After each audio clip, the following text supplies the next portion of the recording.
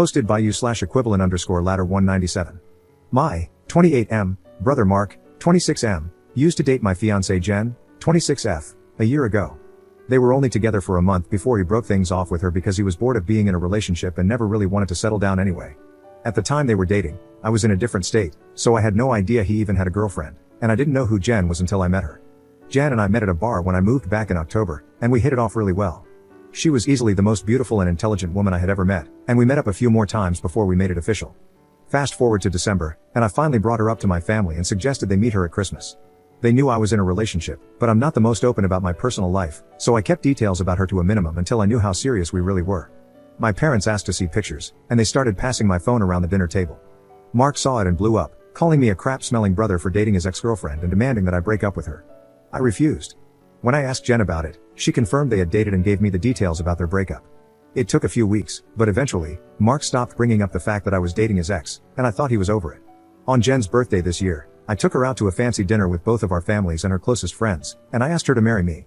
Mark flipped out again and caused a scene about me proposing to her, which my sisters and I immediately shut down. The incident happened this past weekend. Mark had been pretty quiet about the whole situation for the last 2 months. I didn't see him much and figured he had gone low contact with me, which I had no problem with. Then, he invited Jen and me to a family dinner at his apartment with our parents and sisters. I thought it was weird, but since our parents and sisters were also going, we agreed to attend. The dinner was nice, nothing too fancy, and we moved to the living room to talk. About 30 minutes into the conversation, Mark stood up and said he had an announcement.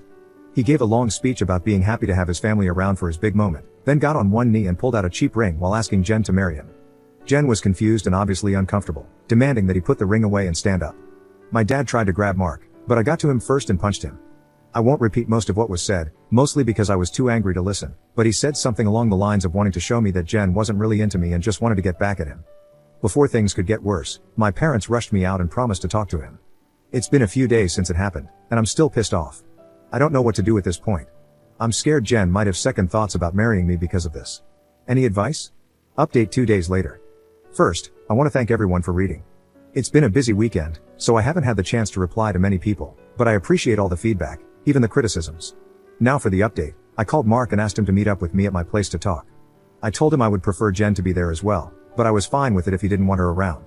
He agreed to talk to both of us and showed up at my place around noon today. It was pretty quiet for a few minutes before I started the conversation.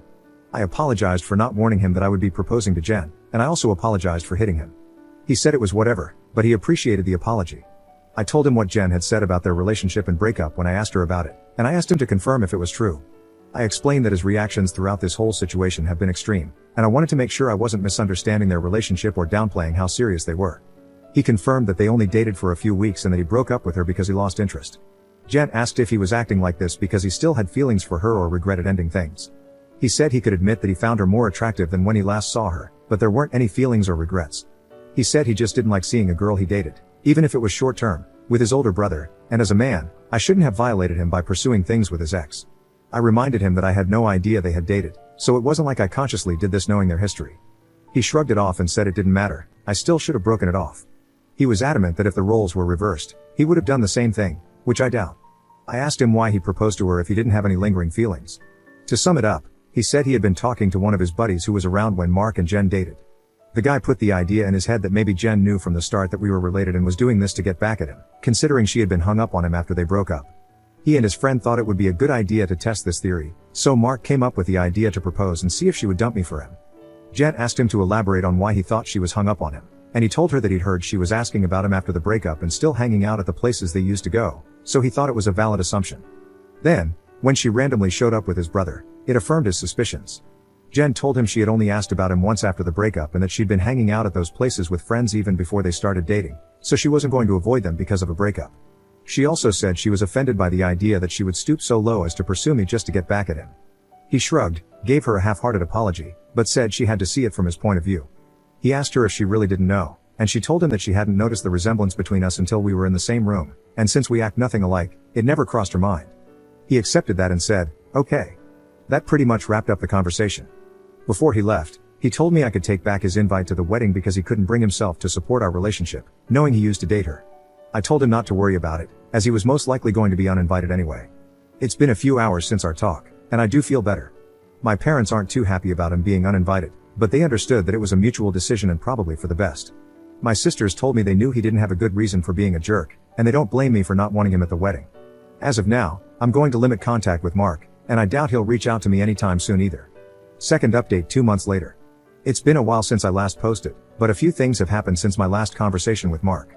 I've been low contact with Mark since then. I haven't called him, and he hasn't called me, and our only interactions have been in family settings.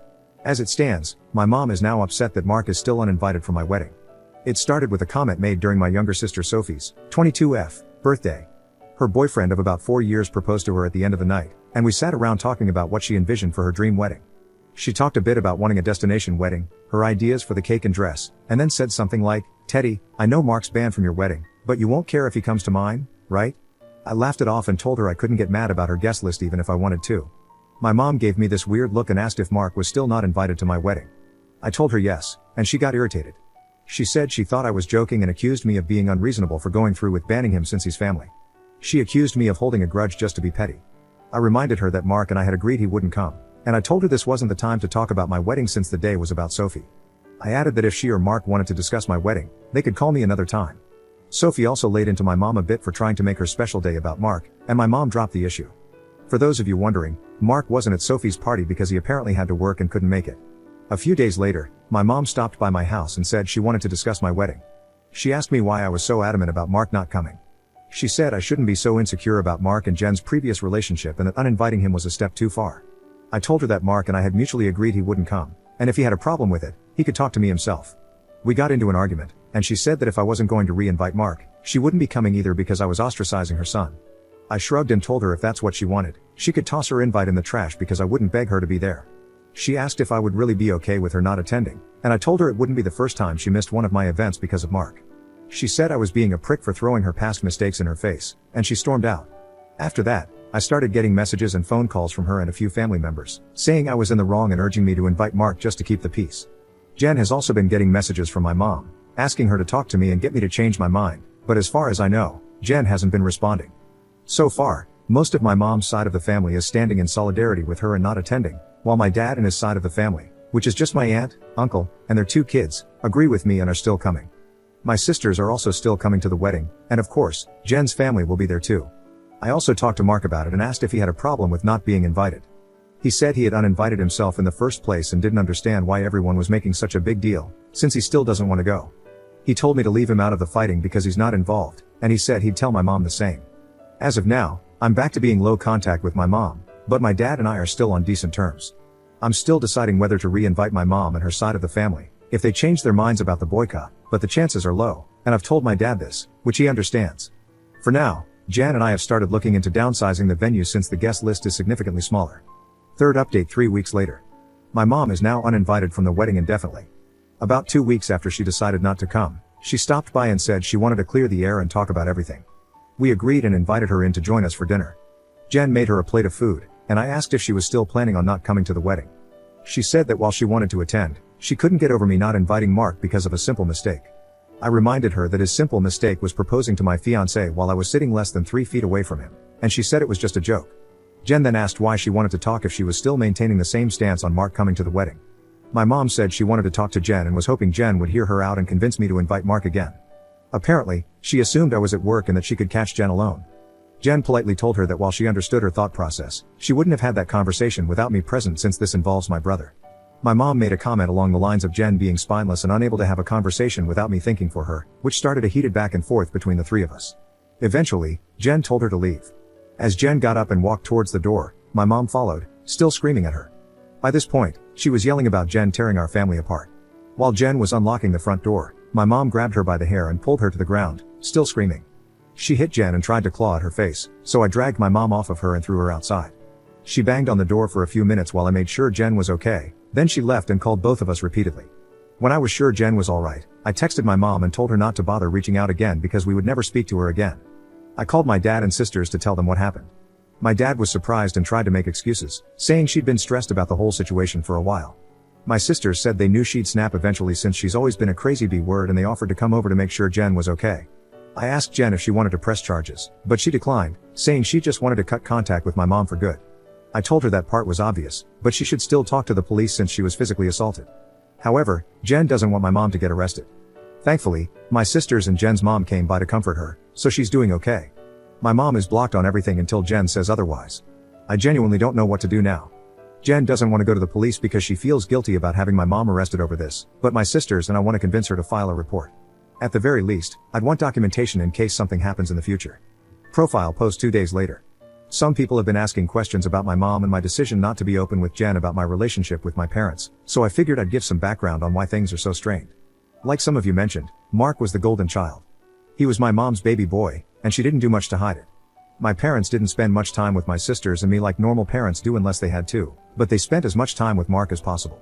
They would take him shopping while we stayed with a sitter, or bring him home his favorite food and toys when they shopped alone. He usually got better things compared to the rest of us, like new, expensive clothes while ours were thrifted, or new toys just for him, whereas we had to share older toys with each other. If my sisters and I got gifts, they were for us to share, but my mom made it clear that Mark's things were only for him, and we weren't allowed to touch them. When Mark would screw up, I'd get punished for not being a good role model and for not showing him the proper way to behave. For example, when Mark went through a phase of breaking his toys, I got the beating because, according to my mom, he obviously learned the behavior from me. When he was 8, Mark got in trouble at school for trying to push a kid down the stairs. I was grounded for 2 weeks and told to apologize to the kid for not teaching my brother better. When I turned 13, I pushed my parents to start giving me an allowance. They agreed, as long as I did household chores like mowing the lawn, taking out the trash, raking leaves, etc. It was usually around $25 a week to help me start saving. Mark saw that I was getting money and begged my parents for an allowance too. Instead of making him work, $10 of my allowance was given to him each week because we were doing such a good job with our chores, which he never helped with. Whenever I asked him to pitch in, he'd tell me it wasn't his job to do chores, so why should he bother? It was around this time that I started really distancing myself from my brother. By the time I entered high school, we only talked to each other when we needed small favors or when we absolutely had to. I got my first job when I turned 17 because I wanted to finally get my own car and earn money that my parents couldn't force me to give to Mark. My oldest sister, Maggie, helped me open my own bank account and taught me how to properly budget and save my money. After all my hard work, I bought my first car at 18.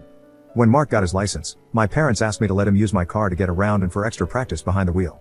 Reluctantly, I agreed, and for a while, the arrangement worked fine. Mark used my car when I didn't need it and helped maintain it.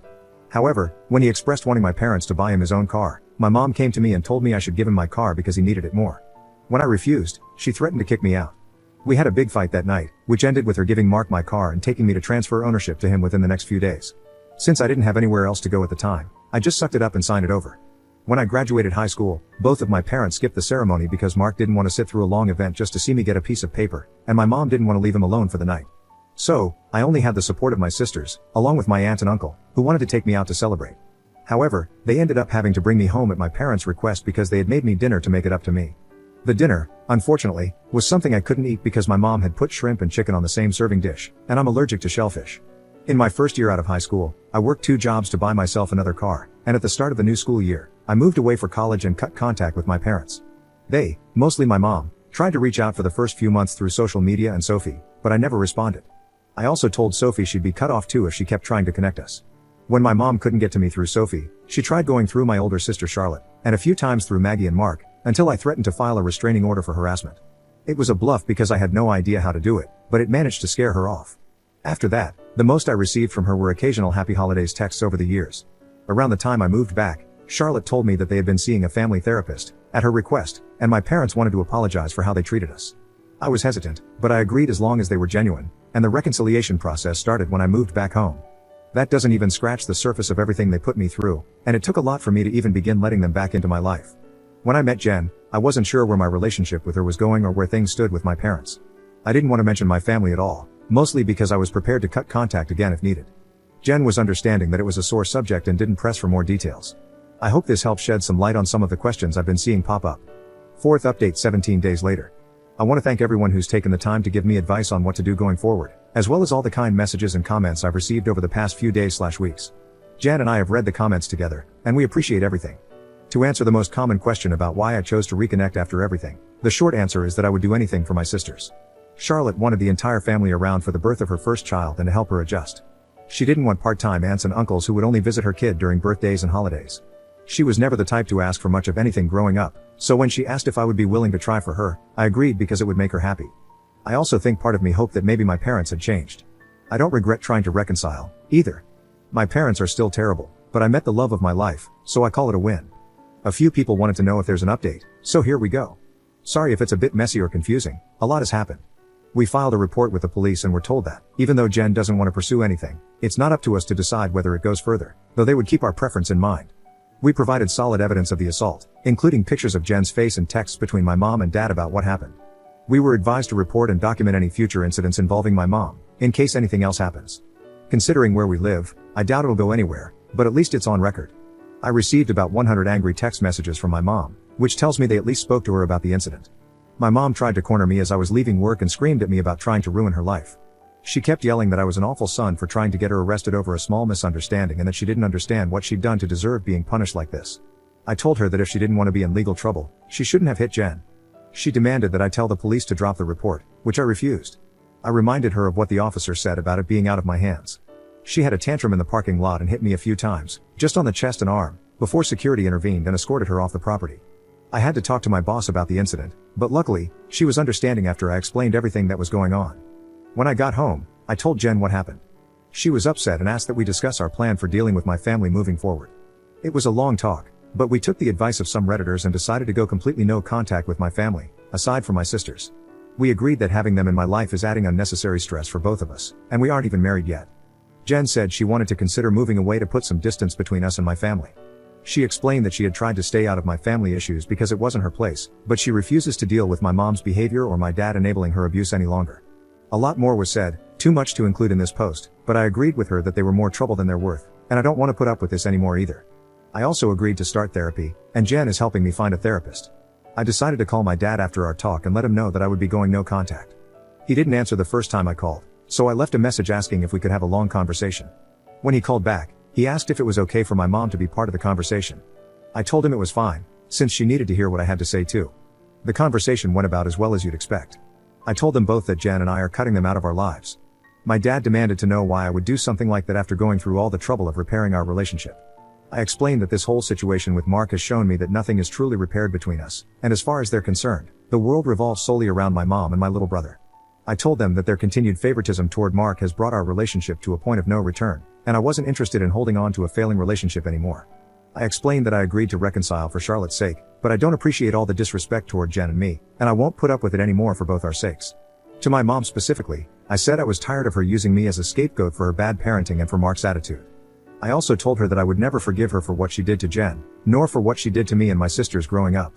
She started to say that I should move on like my sisters have, but I cut her off and told her she should take their forgiveness and move on because she would never receive it from me, especially after everything she's done these past few weeks. She started crying and asked how I could treat her like such a villain. I told her that she could only be upset with herself because I've done nothing wrong. She cried harder and said she regretted having me and that I've only tried to ruin her life. This started a heated argument between my mom and Jen once again. Jen told her, in much more colorful words, that she was disgusting, along with plenty of other choice names, for saying something like that to me. I'm not sure if my mom left the room or just decided to stay quiet, but she stopped talking once Jen finished. My dad said he wasn't okay with being shut out of my life and asked me to try to understand my mom's point of view. He said she was also struggling because her kids were at odds, and I was being unfair by punishing her for her struggles with raising and caring for us. The last thing he said was that we were a family, and I shouldn't let past mistakes stop us from moving forward together. I told him that the only people my mom ever cared for were Mark and herself, and there was nothing he could say or do to change my mind. I told him it was up to him whether or not he kept my number, but I would be blocking both him and my mom everywhere, and I wouldn't be reaching out again. Then I hung up. Afterward, I sent a long email to my entire family, uninviting everyone except my aunt, uncle, and sisters from the wedding, with a link to my posts attached. I hadn't cried in a long time, but Jen held me while I cried after writing the email, reassuring me that we would be okay. My sisters also reached out to me after reading the email. I apologized to Charlotte for not being able to continue reconciling like she wanted, but she told me it was okay and that it's not my fault I had to cut them off again. The response from my family has been pretty mixed. Some are angry that I aired out family issues on a public internet forum, while others are upset with my parents because they never knew it was this bad. The last person I talked to about everything was Mark. He asked if I was cutting him off too, and I told him I wasn't, but I wouldn't be going out of my way to reach out to him either. He didn't argue and just wished me the best with the wedding, and we haven't spoken since. Right now, Jan and I are looking for a new place to stay. The plan is to move closer to Jen's brother, who lives about 3 hours from where we are now, and we both like the city he's in. I spoke to my boss about transferring, and Jan is looking into working 100% remotely or possibly finding a new job. Once again, our venue has changed. Since the guest list is significantly smaller, my future brother-in-law is considering letting us use his lake house for the wedding. I don't plan to post any more about this unless something drastic happens, at least not until the wedding, because I want to move on with life. Thanks, and happy holidays. Fifth update 10 months later. Hey everyone, it's been a while since I posted here. Things have been busy, but I saw a few requests for an update. It's small, but here it is. I have a wife and a newborn daughter now. We found out Jen was pregnant around the time of my last post, which pretty much kicked us into overdrive as far as moving away and starting fresh in a new place. I was able to transfer to a different location, and Jen found a new job that allows her to work remotely. We got married 4 months ago at her brother's lake house. We didn't plan to have the ceremony so soon, but we didn't want to wait for the baby to arrive before getting married. Jen also found a dress she fell in love with and didn't want to outgrow it. It was a small ceremony with mostly her family present, but my sisters, aunt, and uncle attended as well. I know some people probably expected to hear about a huge blowout at the wedding, but honestly, it was easily one of the best days of my life. My daughter was born early last month. She's beautiful, happy, and healthy, and Jen is doing well too. The last stretch of the pregnancy was hard on her, both emotionally and physically, but she's been doing much better since giving birth. She's seeing a doctor regularly during this postpartum phase due to complications she had during the pregnancy, but so far, there haven't been any major health concerns. Aside from complaining about the doctor visits, I don't think I've seen a frown on her face since we brought our daughter home. As for my parents, I haven't heard from my dad, but my mom did reach out a few days after the wedding. Apparently, my uncle sent them some of the photos taken at the wedding. My mom made a fake Facebook page and started spamming Jen and me with angry messages about being excluded from both the wedding and Jen's pregnancy. She went on a lengthy tirade about being entitled to be part of her grandchild's life and how unfair it was that she wasn't allowed to be present in our lives. She asked to visit us, demanded that we visit her, and even asked to be in the delivery room, all of which I quickly shut down. I screenshot everything and emailed it to myself in case I need it for a restraining order in the future, then I blocked her. I haven't heard from her since, but I know she's been harassing my sisters to get them to talk to us on her behalf. I don't know what, if anything, they're doing about it, but I made it clear that Jen and I have nothing to discuss with her. For everyone wondering if Mark and I have been in contact, the answer is yes. He called after we came back from our honeymoon to congratulate us on the wedding and the pregnancy. We had a long talk about everything that happened. I won't go into detail, but we both got to say a lot, and he offered both me and Jen what feels like a sincere apology for what he did.